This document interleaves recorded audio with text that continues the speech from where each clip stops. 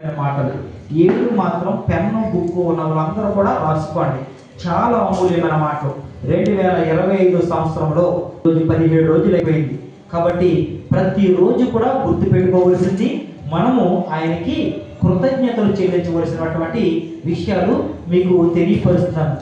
ఎందుకు ఆయనకి మనం కృతజ్ఞతలు చెల్లించాలి? లేఖనాలు చాలా స్పష్టంగా మీతో నాతో మాట్లాడుతున్నాయండి.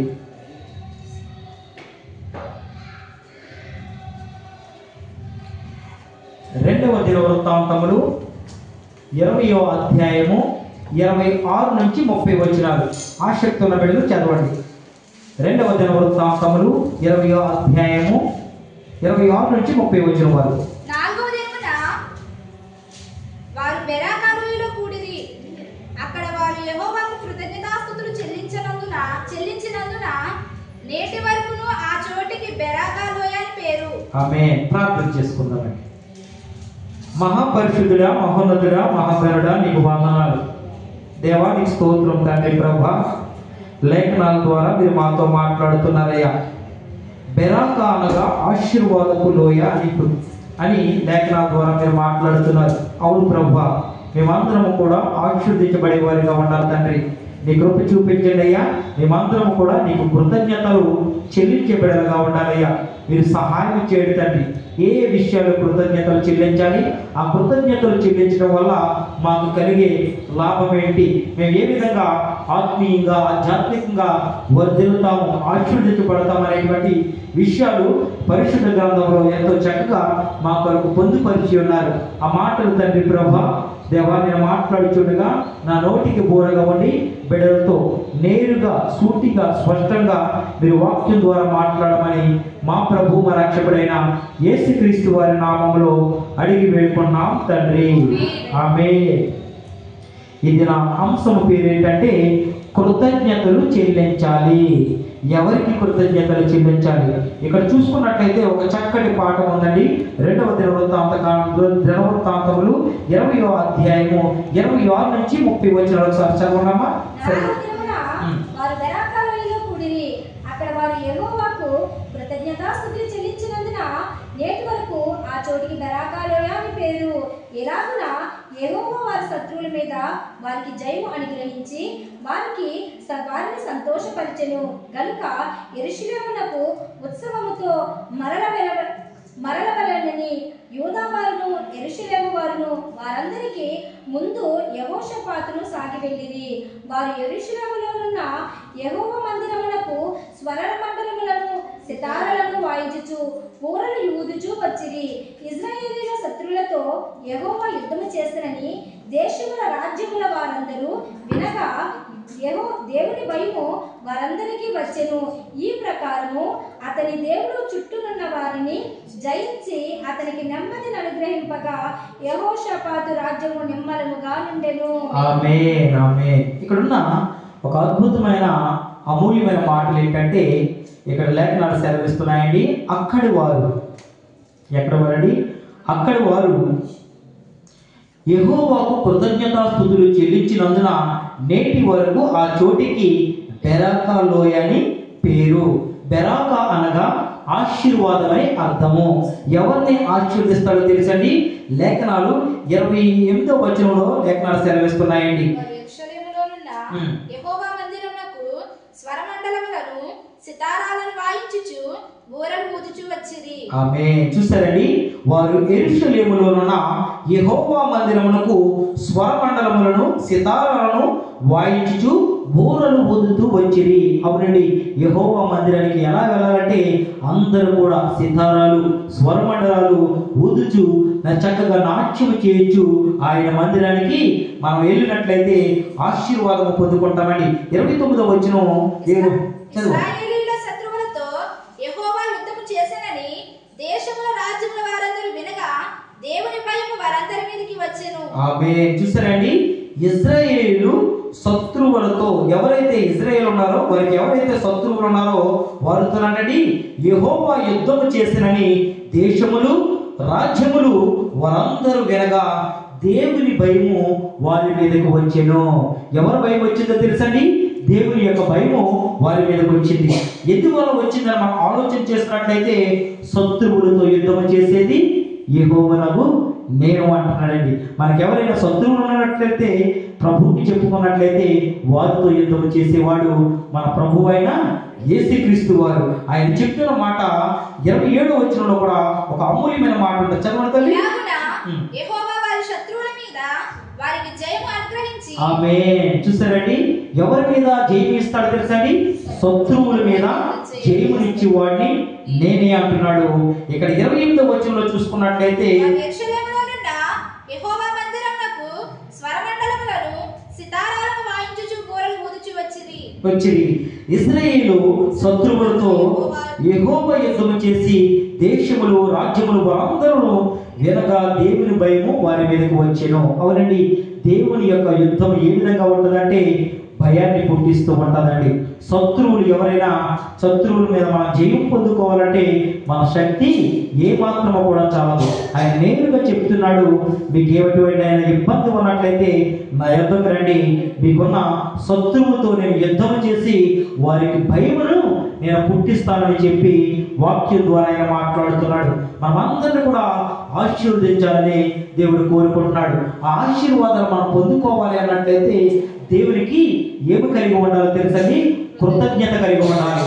జయము పొందుకోవాలంటే దేవుని యొద్దకు రావాలి, దేవుని మందిరానికి రావాలి. స్వరమండలాలు తర్వాత ఏంటంటే ఏమంటున్నారంటే సితారాలతో ఆయన మందిరానికి బూరలు ఊదుతూ వచ్చి అంటున్నాడు. అవునండి, దేవుని మందిరానికి వచ్చినప్పుడు మనం సంతోషంగా వచ్చి చక్కగా పాటలు పాడుచు వాయిద్యాలు వాయిస్తూ ఆయన కనపరచాలని చెప్పి దేవుని యొక్క లేఖనాలు సెలవిస్తున్నాయండి.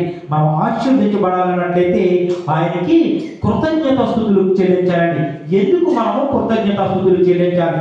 లేఖన భాగాల నుండి 100వ కీర్తన చదవడమా? 100వ కీర్తన 3వ వచనం. ఎందుకు మనము యెహోవాయే దేవుడని తెలుసుకొనుడి, ఆయనే మనలను పుట్టించెను, మనము ఆయన వారము. ఆమేన్. లేఖనాలు చాలా స్పష్టంగా సెలవిస్తున్నాయండి. యెహోవాయే దేవుడని తెలుసుకొనడి. మొట్టమొదటిగా మనతో చెప్తున్న మాట ఏంటంటే యెహోవాయే దేవుడని తెలుసుకొనడి, ఆయన మనలను పుట్టించెను, మనము ఆయన వారము, మనము ఆయన ప్రజలము, ఆయన వైపు గొర్రెలము. దేవునికి స్తోత్రం కలుగును గాక.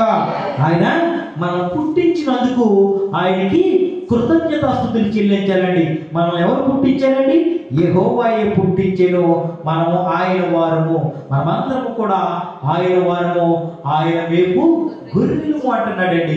ఎంత గొప్ప దేవుడండి! ఈ మాట ఎవ్వరు కూడా మర్చిపోవడానికి వీల్లేదు. మనం దేనికి కృతజ్ఞతాస్తుతులు చెల్లించాలంటే ఆయన మనలను పుట్టించినందుకు నిత్యము కృతజ్ఞతాస్తుతులు చెల్లించాలండి. అక్కడితో ఆగలేదండి.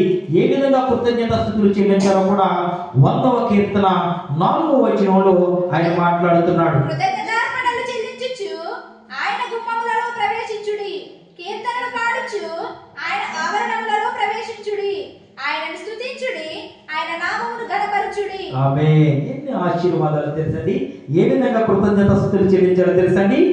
కృతజ్ఞత అర్పణలు చెల్లించుచు ఆయన గుమ్మములో ప్రవేశించండి. ఆయన గుమ్మం అనగా దేవుని యొక్క ఆలయం. ఆ ఆలయంలోకి మీరు ప్రవేశించుడి అని చెప్తూ ఆ తర్వాత మాట్లాడుతున్న మాట ఏంటంటే కీర్తనలు పాడుచు. ఆలయంలోకి వచ్చినట్టు కూర్చుంటే సరిపోదండి. చక్కగా మనం అందరం కూడా కీర్తనలు పాడాలి, పాటలు పాడాలి. పాటలు పాడినటువంటి వారు తర్వాత ఏం చేయాలి తెలుసండి? ఆయన ఆవరణలో ప్రవేశించి ఆయనను స్తుతించుడి. స్తుతి ఆరాధన చేస్తూ ఉంటాం కదండి. ప్రతిసారి కూడా ఆయన ఆలయంలోకి ప్రవేశించిన మనం అందరం కూడా ఆయన స్తుతించే వారిగా ఉండాలి. దేన్ని బట్టి స్తుతించాలండి? ప్రభువా, ఈ దినాన్ని ఇచ్చినందుకు నీకు స్తోత్రం ప్రభువా.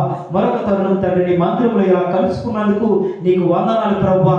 2025వ సంవత్సరంలో నుండి తండ్రి 2025వ సంవత్సరంలో మమ్మల్ని ప్రవేశపెట్టినందుకు నీకు స్తోత్రం ప్రభువా. నిత్యము స్తుతించాలండి. స్తుతించమంటున్నాడు. ఎక్కడ స్తుతించాలి? ఆయన మందిరంలో స్తుతించమని, ఆయన గుమ్మములో ప్రవేశించి ఆయన స్తుతించమని చెప్పి ఆయన మాట్లాడుతున్నాడండి. ఆయన నామమును ఘనపరచుడి అంటున్నాడండి. ఇన్ని మాటలు ఉన్నాయండి ఇక్కడ. కృతజ్ఞత అర్పణలు చెల్లించుచు ఆయన గుమ్మములో ప్రవేశించుడి, కీర్తనలు పాడుచు ఆయన ఆవరణలో ప్రవేశించుడి, ఆయన స్తుతించుడి, ఆయన నామమును ఘనపరచుడి. ఏ విధంగా ఘనపరచాలి? ఆయన మాటలు విన్న మనము 10 మందికి వెళ్ళి చెప్పాలండి. ఒకవేళ 10 మంది దగ్గరికి మీరు వెళ్ళలేకపోతే నీ కుటుంబంలో నీ భర్తకి చెప్పుకోండి, మీ భార్యకి చెప్పుకోండి, లేదా మీ బిడ్డలకి చెప్పుకోండి, మీ ఇరుగు పొరుగు వారికి చెప్పుకొని ఆయన నామాన్ని ఘనపరిచే వారిగా ఉండాలి. అప్పుడు ఆయన నామము ఘనపరచబడుతుంది. అలా ఘనపరచబడాలి అన్నట్లయితే ఆయన గుమ్మంలోకి మనం ప్రవేశించాలి, ఆయన మందిరంలోకి మనం రావాలి. వచ్చిన బిడ్డలు నోరు మెదపకుండా కూర్చున్నట్లయితే ఆయన నామము ఘనపరచబడదు. కీర్తించాలి, ఆయన స్తుతించాలి, ఆయన గురించి ఘనపరచబడాలి. అలా చేసినట్లయితే ఆయన నామము ఘనపరచబడుతుంటుంది. దేవుని మందిరంలో ఏమి జరుగుతుందో, ఏమి వింటున్నారో ఆ మాటలు 10 మందికి చెప్పేవారిగా ఉండాలి. అప్పుడు ఆయన నామము ఘనపరచబడుతూ ఉంటుందండి. ఇదంతటికీ గల కారణం ఏంటంటే మనం పుట్టించినందుకు ఆయనకి కృతజ్ఞతాస్తుతులు చెల్లించాలి. ప్రభు నన్ను పుట్టించావు తండ్రి, ఇది నాన్న చూస్తున్నాను తండ్రి, ఈ సమయంలో నీ సన్నిధిలోనే ఉన్నాను ప్రభు అని చెప్పి మన కృతజ్ఞతాస్తుతులు చెల్లించే వారిగా ఉండాలి. అలా ఉన్నట్లయితే మనము బాగుంటాము, మన కుటుంబం బాగుంటుంది, మన బిడ్డలు బాగుంటారు. మన కృతజ్ఞతాస్తుతులు చెల్లించడానికి మన మందిరానికి రాము.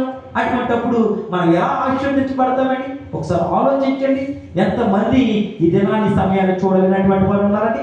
ఎంతమంది దేవుని మందిరంలో కూర్చుని వాక్యం వింటున్నారండి? ఎంతమంది బయట ఇష్టానుసారంగా లోకానుసారంగా తిరుగుతున్నారండి? మనకి ఎంత యోగ్యులు తెలుసండి? దేవుని యొక్క వాక్యం వింటున్నాము, దేవునికి కృతజ్ఞతాస్తుతులు చెల్లించినట్లయితే మనము ఆశీర్వదించబడతామని చెప్పి నేను ప్రభు పేరట మీకు మొట్టమొదటి విషయము తెలియచేస్తున్నానండి. ఆయన మనం పుట్టించినందుకు మనము కృతజ్ఞతాస్తుతులు చెల్లించాలి. రెండవ మాటగా మనం చూసుకుందామండి. 2 తిమోతి 1 తిమోతి 1వ అధ్యాయము 12వ వచనము. 1 తిమోతి 1వ అధ్యాయము 12వ వచనం చదవండి. పూర్వము మొదటి పత్రిక 1:12 కదండి. పూర్వము దూషకుడును హింసకుడును హానికరుడనైన నన్ను తన పరిచర్యకు నియమించి నమ్మకమైన వారిగా ఎంచినందుకు నన్ను బలపరిచిన మన ప్రభువైన క్రీస్తు యేసునకు కృతజ్ఞుడనై ఉన్నాను. తెలియక అవిశ్వాసము వలన చేసితిని కనుక కనికరింపబడితిని. ఆమేన్, ఆమేన్. చూస్తారండి, లేఖన భాగాలు సెలవిస్తున్నాయండి. 1 తిమోతి 1వ అధ్యాయము 12-13 వచనాల్లో ఉన్న ఒక అమూల్యమైన సత్యాన్ని మీకు తెలియపరుస్తాను. శ్రద్ధగా ఆలకించండి. పూర్వము దూషకుడిని హింసకుడిని హానికరుడినై ఉన్న నన్ను తన పరిచర్యకు నియమించి నమ్మకమైన వారిగా ఎంచినందుకు ఎందుకు కృతజ్ఞతాస్తుతులు చెల్లించాలి తెలుసండి? పూర్వము ఎలా ఉన్నానండి? దూషకుడు. ఎవరండి? అపోస్తుడైన పౌలు సౌలుగా ఉన్నప్పుడు ఎలా ఉండబడి ఎలా ఉండబడి తెలుసండి? పూర్వము దూషకుడిని హింసకుడిని హానికరుడిని. అంటే ఇంతకు ముందు జీవితం ఆయన ఏ విధంగా ఉందంటే దూషించేవారండి. ఇష్టం వచ్చినట్టు నోటుకు వచ్చినట్టు మాట్లాడి గాయపరిచేవాడు. ఎవరిని గాయపరిచేవారు? దేవుని యొక్క బిడ్డల్ని గాయపరిచేవాడు. ఏం చేసేవాడు తెలుసండి? అక్కడితో ఆగలేదండి, దూషించి ఆగలేదైనా హింసించేవాడు, చిత్ర హింసలు పెట్టేవాడు. అక్కడితో ఆగలేదండి, హాని తల పెట్టేవాడు, ఆయన గాయపరిచేవాడు. అప్పుడు ఆయన అంటున్న మాట ఏంటంటే నన్ను తన పరిచర్యకు నియమించి నమ్మకమైన వారిగా ఎంచినందుకు. అటువంటి స్థితిలో ఉన్న నన్ను తన పరిచర్యకు నియమించుకున్నాడు దేవుడు. ఎంత గొప్ప దేవుడండి! అపోస్తుడైన పౌలు ఇంతకుముందు సౌలుగా ఉన్నప్పుడు బహుభయంకరుడు. ఎంత మందిని గితే గాయపరచగలుగుతాడో, ఎంతగా దూషించగలుగుతాడో అంతగా అనేక మందిని గాయపరిచినట్లు పరిశుద్ధ గ్రంథం సెలవిస్తుంది. అటువంటి వారిని దేవుడు ఎన్నుకొని ఉన్నాడండి. ఏమి చేశాడో తెలుసా? 13వ వచనంలో ఆయన మాట్లాడుతున్నాడు. నన్ను బలపరిచిన మన ప్రభువైన క్రీస్తు యేసునకు కృతజ్ఞతుడై ఉన్నాను. దేవుడికి స్తోత్రం కలుగును గాక. ఎవరు కావాలో తెలుసండి? దేవుడికి అన్ని కలిగి ఉన్నవాడు కాదండి. ఎవరైతే దేవుని దూషిస్తుంటారో, ఎవరైతే దేవునికి హాని తలపెడుతుంటారో, ఎవరైతే హింసిస్తూ ఉంటారో, చాలా మంది అనుకుంటారు దేవుని దూషిస్తున్నారే, దేవుని బిడ్డలు గాయపరుస్తున్నారే అని చెప్పి. కొంతమంది బిడ్డలు బైబిల్ కూడా చింపి వేసిన వారు ఉన్నారు. మరి కొంతమంది అయితే బైబిల్ని తగలబెట్టినటువంటి వారు ఉన్నారు. వారిని ఎన్నుకున్నాడండి దేవుడు. వారి ద్వారా ఎంత సేవ జరిగించాడు తెలుసండి? ఆ పరిశుద్ధ గ్రంథం పట్టిన వారు చెప్తున్న మాట ఏంటంటే ఈ పరిశుద్ధ గ్రంథంలో ఉన్న దేవుడే సజీవుడు, ఆయన ద్వారానే మనం నిత్య జీవానికి చేరుకుంటాము.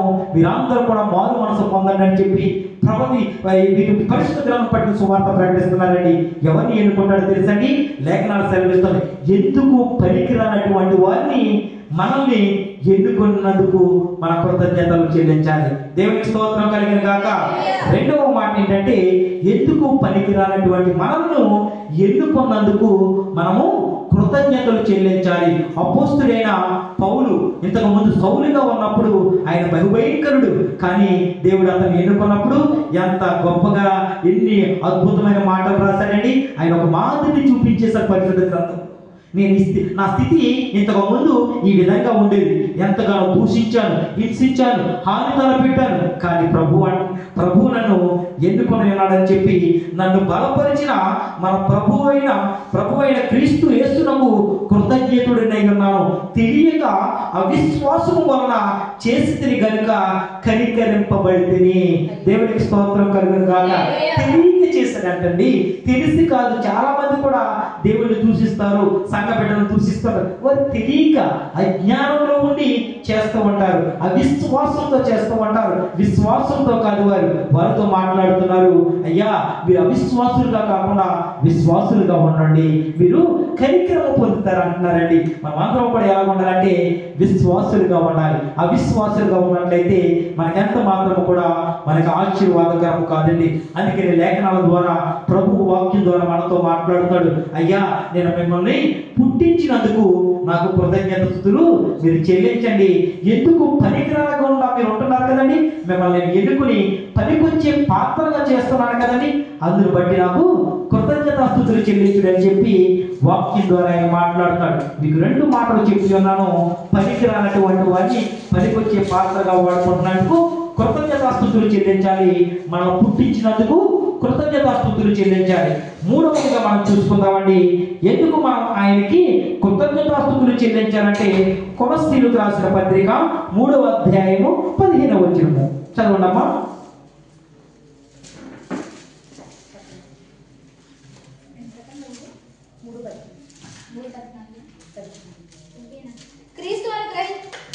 ఒక తల్లి ఒక నిమిషం అమ్మా. యెషయా గ్రంథము 38వ అధ్యాయము 19వ వచనం చదవండి. మూడవ మాటగా మనం చూసుకుందాం. యెషయా గ్రంథము 38వ అధ్యాయము 19వ వచనం. పాతాళమున నీకు స్తుతి కలుగదు, మృతి నీకు కృతజ్ఞతాస్తుతి చెల్లింపదు. 38:18 యెషయా గ్రంథము 38:19. సజీవులు సజీవులే కదా నిన్ను స్తుతించుదురు. ఈ దినమున నేను సజీవుడనై నిన్ను స్తుతించుచున్నాను. ఆమేన్ ఆమేన్. ఎవరిని దేవునికి స్తుతించేది? సజీవులు సజీవులే కదా నిన్ను స్తుతించేది. అవును కదండి, మన బ్రతుకున్న వాళ్ళే కదండి దేవుని స్తుతించగలుగుతారు. పాతాళంలోకి వెళ్ళిన వారు దేవుని స్తుతించగలుగుతారా? వాక్యము సెలవిస్తుందండి, మనము సజీవులుగా మనందరినీ కూడా సజీవులుగా ఉంచినందుకు మనం ఆయనకి కృతజ్ఞతాస్తుతులు చెల్లించాలండి. ఎవరు చెల్లిస్తారంటే సజీవులుగా ఉన్నటువంటి వారే దేవునికి కృతజ్ఞతాస్తుతులు చెల్లించాలండి. అదే మాట చూసుకున్నట్లయితే మరొక విషయం కూడా దేవుని యొక్క వాక్యం సెలవిస్తుంది. కీర్తనకారుడు ద్వారా మాట్లాడుతున్నాడు. 5వ అధ్యాయము 6వ వచనంలో కూడా చదువుదామమ్మా. కీర్తన గ్రంథము 5వ అధ్యాయం 6వ వచనం.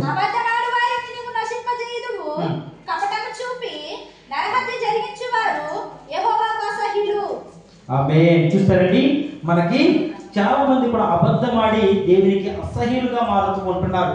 కానీ మనమైతే ఎలా ఉండాలంటే దేవుని యొక్క మందిరంలో ఉంటున్నాం, మనము సజీవులుగా ఉంటున్నాం. కాబట్టి మనము సజీవులుగా ఉంచినందుకు దేవునికి కృతజ్ఞతాస్తుతులు చెల్లించే వారిగా ఉండాలి. అలా చెల్లించినట్లయితే మనము మన కుటుంబాలు ఆశీర్వదించబడతాయని నేను ప్రభు పేరట మీకు తెలియపరుస్తున్నాను. ఇంకా చూసుకున్నట్లయితే లేఖనాలు సెలవిస్తున్నాయండి. ద్వితీయోపదేశ కాండము 8వ అధ్యాయము 10వ వచనం ఒకసారి చూడండి తల్లి. దేనికి మనం కృతజ్ఞతాస్తుతులు చెల్లించాలి? ద్వితీయోపదేశ కాండము 8వ అధ్యాయము 10వ వచనం. నీవు తిని తృప్తి పొంది నీ దేవుడైన యెహోవా నీకు ఇచ్చిన మంచి దేశమును బట్టి ఆయనను స్తుతింపవలెను.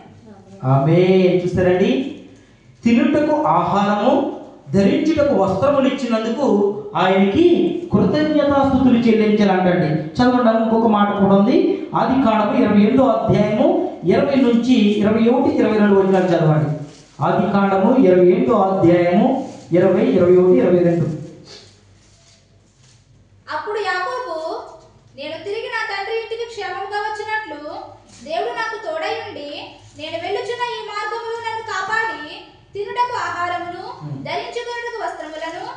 దయచేసిన ఎడల యెహోవా నాకు దేవుడయ్యుండును. మరియు మరియు స్తంభముగా నేను నిలిపిన ఈ రాయి దేవుని మందిరమగును. మరియు నీవు నాకు ఇచ్చు యావత్తులో 10వ వంతు నిశ్చయముగా నీకు చెల్లించదని మొక్కుకొనెను. ఆమేన్ ఆమేన్. అద్భుతమైన మాటలండి. ఏమంటున్నాడంటే తినటానికి మీకు ఆహారం ఇచ్చి ఉన్నాను, ధరించుటకు వస్త్రములు ఇచ్చి ఉన్నాడు. దాన్ని బట్టి ఆయనకు కృతజ్ఞతాస్తుతులు చెల్లించాలంటే ఈ రోజు ఇటువంటి వస్త్రములు వేసుకుని దేవుని మందిరంలో కూర్చుని దేవుని యొక్క మాటలు వింటామంటే ఎంత గొప్ప ధన్యులు మనం. అందును బట్టి ఆయనకు కృతజ్ఞతాస్తుతులు చెల్లించాలండి. వాక్యం ద్వారా ఆయన మాట్లాడుతున్నాడు. తినుటకు ఆహారము, ధరించుటకు వస్త్రములు ఇచ్చినందుకు నాకు కృతజ్ఞతాస్తుతులు చెల్లించుడి. అవునండి, మనమందరం కూడా దేవునికి కృతజ్ఞతాస్తుతులు చెల్లించాలండి. ఇంకా చూసుకుందామండి, ఇంకా దేని కొరకు కృతజ్ఞతాస్తుతులు చెల్లించాలంటే 5వ మాటగా యోహాను సువార్త 11వ అధ్యాయము 41వ వచనం ఒకసారి చూడండి. యోహాను సువార్త 11వ అధ్యాయము 41వ వచనంలో ఎందుకు ఆయనకి కృతజ్ఞతాస్తుతులు చెల్లించాలన్నా అంతట వారు ఆ రాయి తీసివేసిరి. యేసు కన్నులు పైకెత్తి, తండ్రి నీవు నా మనవి వినినందున నీకు కృతజ్ఞతాస్తుతులు చెల్లించుచున్నాను. ఆమేన్ ఆమేన్. మనం ఎందుకు కృతజ్ఞతాస్తుతులు చెల్లించాలంటే మన ప్రార్థన మనవులు వింటున్నాడు కనుక మనమందరం కూడా కృతజ్ఞతాస్తుతులు చెల్లించాలి. మనం రోజు ప్రార్థన చేస్తాం కదండి, దేవుడు ఖచ్చితంగా వింటాడు. మనం చేసే హృదయము ఏ విధంగా ఉందో దేవుడు చూస్తాడండి. మీరు కన్నీటి కార్చిన కన్నీటిని బుడ్డిలో దాచి ఉంచాను, కన్నీటి ప్రార్థనని నేను త్రోసివేయను అంటున్నాడు. నిజముగా ఎవరైతే మొరపెడతారో వారు మొరని నేను ఆలకించే దేవుడు అంటున్నాడండి. ఎంత గొప్ప దేవుడు అండి. ఆయనకి కృతజ్ఞతాస్తుతులు ఎందుకు చెల్లించాలంటే మన ప్రార్థన మనవులు వింటున్నందుకు కృతజ్ఞతాస్తుతులు చెల్లించాలి. ఎంతమంది దేవునికి ప్రార్థిస్తున్నారండి, జవాబు పొందుకున్నారండి. ఇందాక చక్కగా సహోదరి చెప్పింది, ప్రార్థన చేసి ఉన్నారు, నాకు మేలు కలగ చేశాడని చెప్పి బిడ్డ సాక్షులు చెప్పి ఉన్నది. నేను డాక్టర్ కోసము నేను అప్లై చేస్తున్నాను, సంఘ బిడ్డలందరికీ కూడా విజ్ఞాపన ఇచ్చున్నాను, సేవకులు అందరూ కూడా వింటాడండి దేవుడు. మన మాటలు, మన ప్రార్థన ఆలకించే దేవుడు. అందుకని లేఖనాలు చాలా స్పష్టంగా తెలియపరుస్తున్నాయి కదండి. మన ప్రార్థన మనవులు వింటున్నందుకు కృతజ్ఞతాస్తుతులు చెల్లించుడి. మన ప్రార్థన తోసిపుచ్చే దేవుడు కాదండి, కాబట్టి వినే దేవుడు. కాబట్టి మన ప్రార్థన అవసరం తెలుసు. అనేక దినాల నుంచి మందిరానికి రావాలన్న బిడ్డ ఎంతో ఆశపడుతుంది. ఆశ కలిగిన ప్రాణాన్ని తృప్తిపరిచే దేవుడు ఆయన. మన ప్రార్థన ఆలకిస్తాడు ఖచ్చితంగా. ఆయన ఎంత మాత్రము కూడా నిర్లక్ష్య వేసే దేవుడు కాదు ఆయన. ఆయన అంటే కొనకడు నిద్రపోడంటండి. మళ్ళీ కీర్తనకారుడు ద్వారా మాట్లాడుతాడు, నీ కుడి ప్రక్కన నీడగా ఉంటాడంటండి ఆయన ప్రతి నిత్యం. ఎవరికైనా తెలుసా ఈ విషయం? కుడి పక్కన నీడగా ఉండేది ఎవరో తెలుసండి? మన ప్రభు అయిన యేసుక్రీస్తు వారు. మనకి ఈరోజు వాగ్దానంలో కూడా ఉందండి, మీరు ఎక్కడికైనా మార్గం అంటా వెళ్తున్నట్లయితే ఆయన దేవదూతల్ని నీకు కావలిగా ఉంచి నిన్ను కాపాడుతానంటున్నాడు. కాపాడువాడు కొనుక్కడు నిద్రపోడు. ఎంత గొప్ప దేవుడండి, కాపాడే దేవుడండి ఆయన. మన మొరని మన మనమని ఆలకించే దేవుడండి. నీకు కుడి పక్కన నీడగా ఉండే దేవుడండి. మనం ఎవరెవరి మీద ఆశ పెట్టుకుంటాం, ఎవరెవరికో చెప్పుకుంటూ ఉంటాం సమస్యల్ని. కానీ సమస్య తీర్చగలిగిన వాడు ఎవరైనా ఉన్నారంటే ఆయన నేను ప్రకటిస్తున్నా మన ప్రభు అయిన యేసుక్రీస్తు వారు. ఆయనకి మనం మనవులు చెప్పుకోవాలి, మన అవసరతలు చెప్పుకోవాలి. ప్రభు అని నీ సమస్య గుండా ఉన్నాను, నా ప్రార్థన ఆలకించి ప్రభు. ఒక తల్లి బిడ్డకి కుమార్తె ఏ విధంగా చెప్పుకుంటారు తల్లికి, లేదంటే ఒక తండ్రిని కుమారుడు ఏ విధంగా చెప్పుకుంటాడు, ఆ విధంగా చెప్పుకోవాలండి. నేను ఆలకిస్తానయ్యా అని చెప్పేసి అంటున్నాడు. ఆలకించే దేవుడు అయి ఉన్నాడు దేవుడు. కాబట్టి ఆయన మన మనవుల్ని ఆలకించే దేవుడు. కాబట్టి ఆయనకి కృతజ్ఞతాస్తుతులు చెల్లించాలని నేను ప్రభు పేరట మీకు తెలియపరుస్తున్నాను. ఇంకా దేని కొరకు మన కృతజ్ఞతాస్తుతులు చెల్లించాలో తెలుసండి. చూడండి, లూకాసు వార్త 17వ అధ్యాయము 16వ వచనం రాసుకున్నాము. చాలా అమూల్యమైన మాటలు. గొప్ప శబ్దముతో దేవుని మహిమపరచుచు తిరిగి వచ్చి ఆయన కృతజ్ఞతాస్తుతులు చెల్లించుచు ఆయన పాదముల యొద్ద సాగిలపడెను. వాడు సమరయుడు. ఆమేన్ ఆమేన్ ఆమేన్. ఎందుకంటే లేఖనాలు సెలవిస్తున్నాయండి, మన వ్యాధి బాధలను తొలగించేందుకు ఆయనకి కృతజ్ఞతాస్తుతులు చెల్లించాలంటే. ఎవరికైనా వ్యాధి ఉందంటే ఎవరితో స్వస్థపరిచి యెహోవాని నేనే. ఎంత గొప్ప దేవుడండి. నేను స్వస్థపరుస్తానయ్యా, నా ఎద్దుకు రండి అంటున్నాడు. మనందరికీ తెలిసినటువంటి చక్కటి పాఠం నయమాను గురించి మీకు అందరికీ తెలుసు కదండి.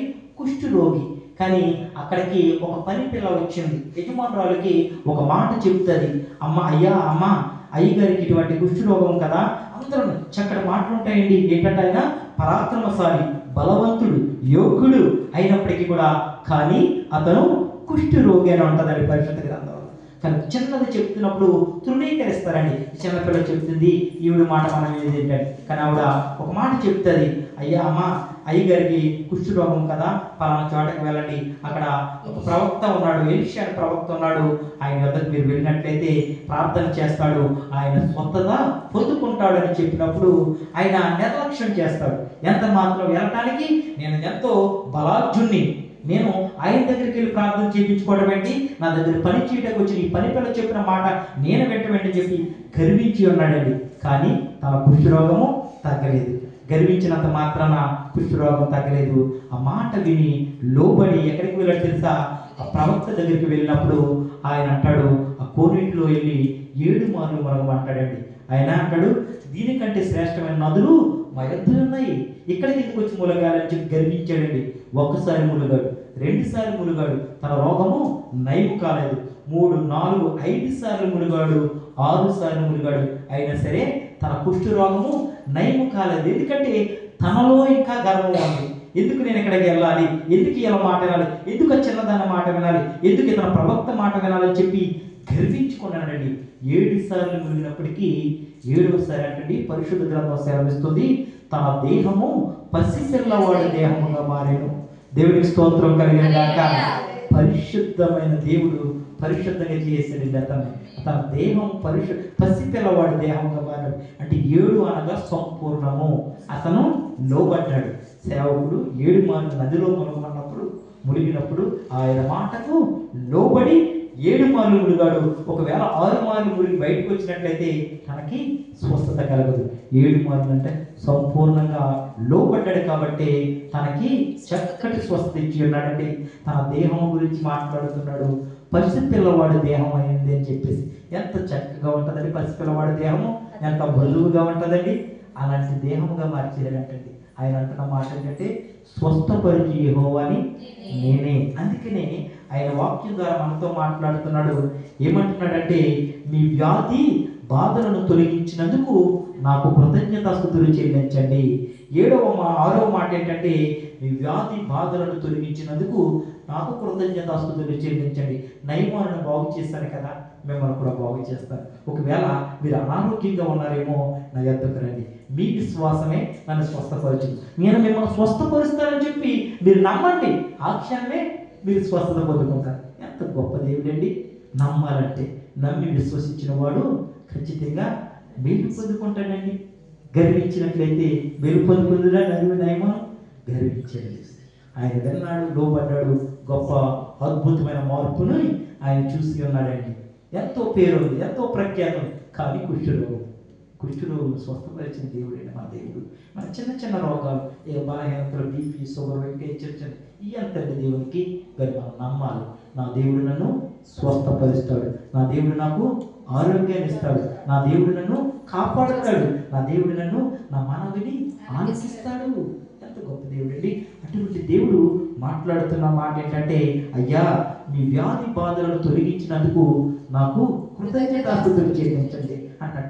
ఎంత చక్కటి మాట అండి. మన వ్యాధి బాధలు తొలగిస్తున్నాడు కదా, కృతజ్ఞతాస్తుతులు చెల్లించడానికి ఎంత టైం పడుతుందండి? 1 నిమిషం. ప్రభువా నాకు మా బలహీనతను తొలగించినందుకు నీకు స్తోత్రము ప్రభువా అన్నట్లయితే ఎంతో దేవుడు సంతోషిస్తూ ఉంటాడండి. ఆ ఆశీర్వాదము మన మీదకు వస్తుంది. చివరిగా మనం ఒక మాట చూసుకుందామండి. కీర్తన గ్రంథము 107వ కీర్తన 17 నుంచి 21 వచనం చదువమ్మా. కీర్తన గ్రంథము 107వ కీర్తన 17 నుంచి 21. బుద్ధిహీనులు తమ దుష్ట ప్రవర్తన చేతను తమ దోషము చేతను బాధ తెచ్చుకొందురు. భోజన పదార్థములన్నీయు వారి ప్రాణములకు అసహ్యమగును. వారు మరణ ద్వారములను సమీపించుదురు. కష్టకాలమందు వారు యెహోవాకు మొరపెట్టిరి, ఆయన వారి ఆపదల నుండి వారిని విడిపించెను. ఆయన తన వాక్కును పంపి వారిని బాగు చేసెను. ఆయన వారు పడిన గుంటలలో నుండి వారిని విడిపించెను. ఆమేన్. ఆమేన్. ఆమేన్. ఎంతో అద్భుతమైన మాటలు ఉన్నాయండి. ఇక్కడ లేఖనాలు సెలవిస్తున్నాయండి. 107వ కీర్తన 17వ వచనం నుండి 21వ వచనం వరకు ఉన్న అమూల్యమైన సత్యాలు ఏమంటున్నారో తెలుసండి. ఇక్కడ లేఖనాలు, ఆయన కృపను బట్టి నరులకు ఆయన చేయు ఆశ్చర్య కార్యములను బట్టి వారు యెహోవాకు కృతజ్ఞతాస్తుతులు చెల్లించుదురు. ఆమేన్, ఆమేన్, ఆమేన్. ఆయన కృపను బట్టి నరులకు ఆయన చేయు ఆశ్చర్యమైన కార్యములండి. ఇక్కడ లేఖనాలు సెలవుస్తున్నాయండి. మరణము నుండి తప్పించినందుకు, మరణ ద్వారములు సమీపించినందుకు వారి కష్టకాలమందు వారు యెహోవాకి మొరపెట్టిరండి. కష్టం వచ్చినప్పుడే దేవుడికి మొరపెడతారు, అన్నీ కలిగి ఉన్నప్పుడు దేవుడిని మర్చిపోతారండి. కానీ ఇక్కడ లేఖనాలు సెలవిస్తున్నాయి, కష్టకాలం మందు వారు యెహోవాకు మొరపెట్టిరి, ఆయన వారి ఆపదలో నుండి వారిని విడిపించెను. ఎంత గొప్ప దేవుడండి. మనం మొరపెడితే చాలండి, మన మొరని మనం ప్రార్థిస్తే చాలు, ఆ ప్రార్థన ఆలకించి వాటి నుండి విడిపించే దేవుడు. ఆయన తన వాక్కును పంపి వారిని బాగు చేసేను. దేవునికి స్తోత్రం కలిగి అద్భుతకరండి. ఎంత ఆశ్చర్యమైన కార్యాలు తెలుసండి. ఆ మాట ఏంటంటే, 7వ మాట ఏంటంటే, మరణం నుండి తప్పించినందుకు మనం ఆయనకి కృతజ్ఞతాస్తుతులు చెల్లించాలండి. మరణం నీకు సంభవించిందా? ఆ మరణం నుండి కూడా నేను తప్పించడానికి నేను సమర్థుని అంటున్నాడు. ఎంత గొప్ప దేవుడండి. అందును బట్టి అయ్యా అమ్మా, మిమ్మల్ని మరణం నుండి నేను తప్పిస్తున్నాను కదా, దాన్ని బట్టి మీరు నాకు కృతజ్ఞతాస్తుతులు చెల్లించండి. ప్రభువా, ఈ రోజు నీ ఆయుష్ ఇచ్చినావు కదా, అందుని బట్టి నీకు స్తోత్రం. ఆయుష్ కూడా ఎన్ని సంవత్సరాలు కూడా పరిశుద్ధ గ్రంథంలో లిఖించేసాడండి. అయ్యా, మీరు బతికినట్లయితే 70 సంవత్సరములు బతుకుతారు. ఒకవేళ అధిక బలం ఉన్నట్లయితే 80 సంవత్సరములు, ఒకవేళ అంతకంటే మీరు ఎక్కువ బ్రతికినట్లయితే దుఃఖము ఆయాసమే అని చెప్పి పరిశుద్ధ గ్రంథంలో చాలా స్పష్టంగా ఉన్నది. మళ్ళీ లేఖనాలు సెలవిస్తున్నాయండి, ఆయుష్ని పెంచేవాడిని కూడా నేనే అంటున్నాడు. అది ఎవరు చూద్దామండి. లేఖన భాగం నుండి హిజ్కియా 2వ రాజుల గ్రంథం 20వ అధ్యాయం 1 నుండి 6 వచనాలు చదువుతారు. అద్భుతమైన మాట్లాడతాయి ఇక్కడ.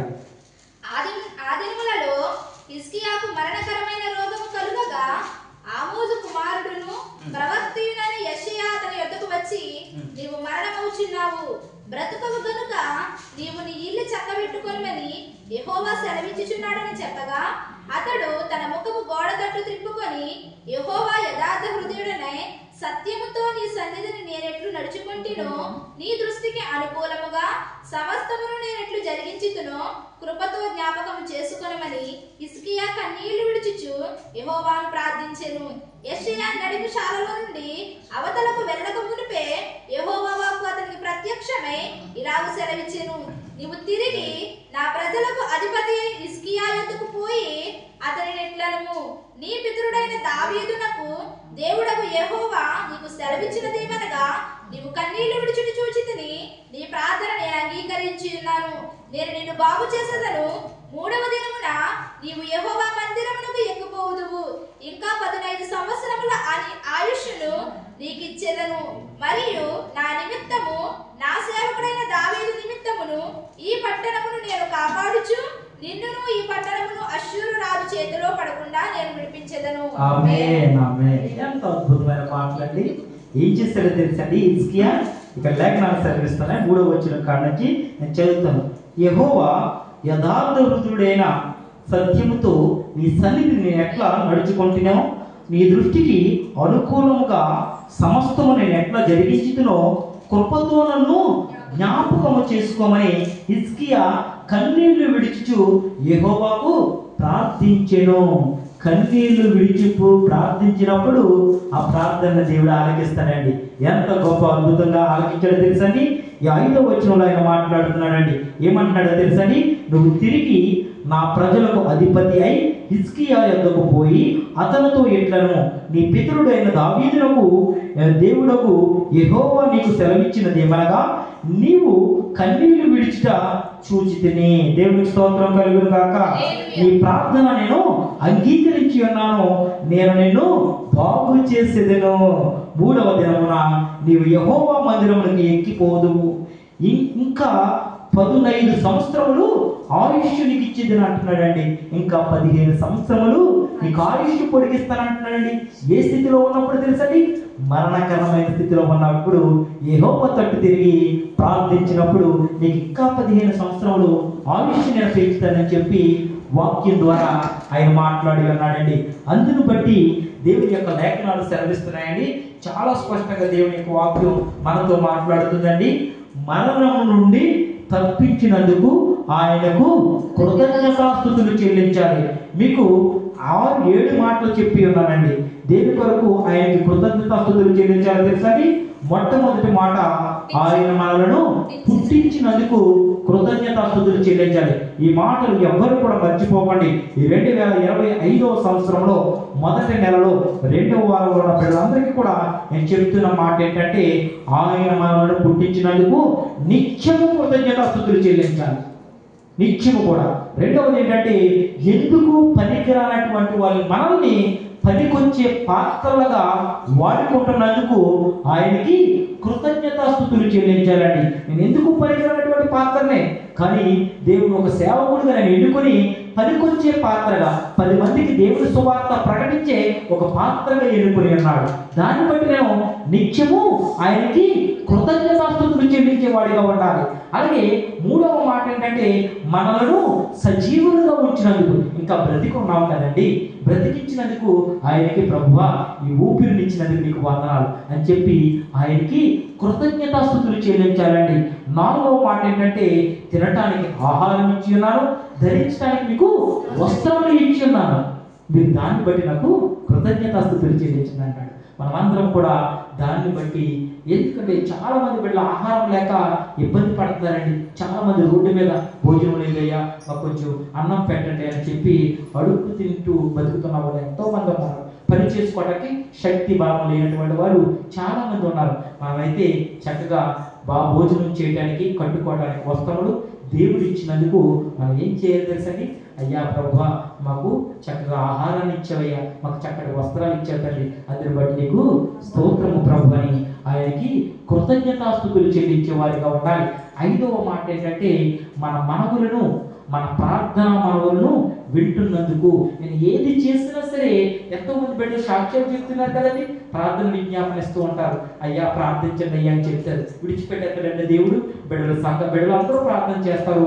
వారు వ్యక్తిగతంగా ప్రార్థన చేసుకుంటారు, సంఘ కాపరి కూడా ప్రార్థన చేస్తారు. ఇది చాలా ప్రాముఖ్యమైన విషయం అండి. ప్రార్థన చేసేటప్పుడు ఏదో సంఘ కాపరికి విజ్ఞాపన ఇచ్చేసి ఆయన చేసుకుంటాడు అనుకున్నట్లయితే దానికి ఎంత మాత్రం కూడా జవాబు రాదు.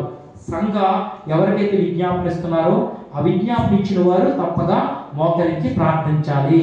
కాపరి ప్రార్థన చేస్తాడు, దాన్ని అంగీకరించి మీరు కూడా ప్రార్థన చేస్తున్నప్పుడు ఆ ప్రార్థన మనల్ని దేవుడు ఆలకించి దానికి జవాబును దయచేస్తాడు. అంతేగాని కాపరి ఒకరే చేస్తే జవాబు రాదండి.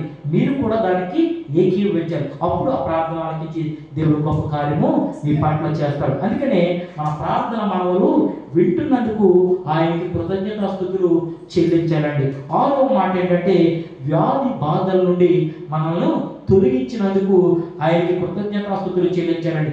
ఎంతో మంది బిడ్డలండి ఐసీయూలో ఉంటున్నారు. రకరకాల బిడ్డలు ఇండియా దేశం వెళ్ళినప్పుడు నేను చూస్తానండి. మన రీసెంట్గా మా దగ్గర అమలాపురంలో వై జంక్షన్ దగ్గర యాక్సిడెంట్ అయింది. బిడ్డలు వెళ్తున్నారు, అనుకోని రీతిగా పోయారు, కారు వచ్చి కొట్టింది. 2 బైకులు, మొత్తం నలుగురు, 2 కార్లు 3 బైకులు. అక్కడ దగ్గరగా ఒక 6-7 పడిపోయి ఉన్నారని, అందులో 3 చనిపోయారు. చిన్న చిన్న బిడ్డలు ఉన్నారు అక్కడ. ఎంత ప్రమాదం అండి. ఏడుస్తున్నారు, పట్టుకి ఎవ్వరు కూడా రావట్లేదు. 108 వచ్చే వరకు కూడా వారు తీయడానికి లేదు. ఎవరు ఎప్పుడు ఏమవుతారు ఎవరికి తెలియనటువంటి పరిస్థితి. రీసెంట్ నా కళ్ళ ముందు జరిగింది మన యాక్సిడెంట్. నేను వచ్చినప్పుడు భయమేసింది. ఇటువంటి పరిస్థితి ప్రభు, అటువంటి పరిస్థితిలో మమ్మల్ని ఉంచకుండా సజీవ లెక్కలో ఉంచావు, నీకు వందనాలు ప్రభు అని చెప్పి నేను దేవునికి కృతజ్ఞత చెల్లించున్నాను. అవునండి, అటువంటి పరిస్థితిలో ఉన్నారు చాలా మంది బిడ్డలు, యాక్సిడెంట్లో, ప్రమాదాలలో ఉన్నారు. అటువంటి బిడ్డల కొరకు మనం అందరం కూడా నిత్యము ప్రార్థించే వారిగా ఉండాలి. ఎందుకంటే మనం సజీవ లెక్కలో ఉంచి ఉన్నాడు కదండి. మన వ్యాధి బాధల నుండి ఆయన తొలగించినందుకు ఆయనకి కృతజ్ఞతాస్తుతులు చెల్లించాలి. చివరి మాట ఏంటంటే, మరణము నుండి మనం తప్పించడానికి. దేవుడిని నమ్ముకున్న బిడ్డలకి చాలా మంది చెప్తూ ఉంటారు మీకు మరణం రాదని. ఖచ్చితంగా అది ఎంత మాత్రం కూడా వాస్తవం కాదు.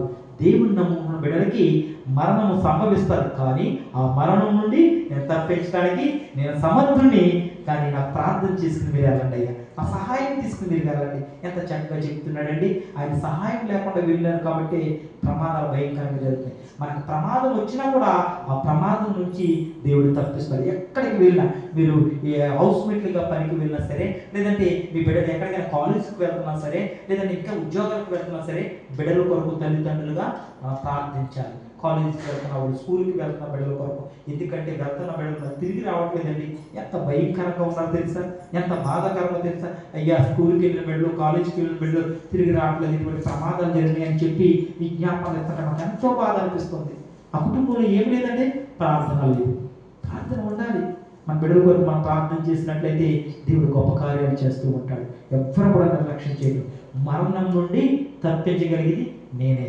మీకు ఆయుష్ని ఇచ్చేది, ఆయుష్ పెంచేది నేనే. ఎంత గొప్ప దేవుడు అండి.